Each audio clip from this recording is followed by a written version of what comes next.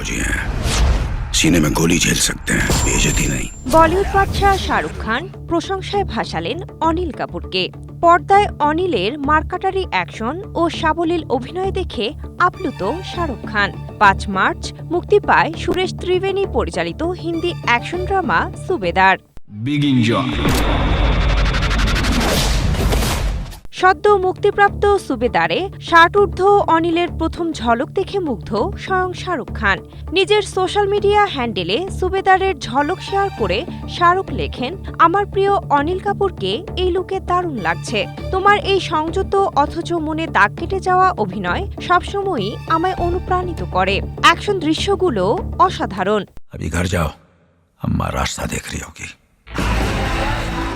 বলিউড বাদশার এই প্রশংসা পেয়ে আপ্লুত অনিল কাপুরও। তিনি উত্তরে লেখেন, তোমার এই শব্দগুলো আমার কাছে অনেক বড় অনুপ্রেরণা। हमसे ना भिड़ियो हुए। মুক্তির পর থেকেই বক্স অফিস ও ক্রিটিক্স উভয় ক্ষেত্রেই সফল বলা যায়। বিশেষ করে খাতা কলমে প্রবীণ অনিল কাপুরের পর্দায় শক্তিশালী উপস্থিতি দর্শকদের মধ্যে আগ্রহ তৈরি করেছে। हमारा नाम सुबेदार अर्जुन मौर्य है। অ্যাকশন ও আবেগ দুটোকেই একসঙ্গে রেখে সাজানো গল্পে উঠে আসে এক প্রাক্তন সেনা কর্মকর্তার জীবন, যার অতীতের অভিজ্ঞতা ও বর্তমান বাস্তবতার মধ্যে তৈরি হয় এক জটিল টানাপোড়েন। জীবনের কঠিন বাস্তবতা এবং পারিবারিক সংগ্রামের মোকাবেলা করতে হয় তাকে দৃঢ় হাতে। लला तो फिरो न माने होए।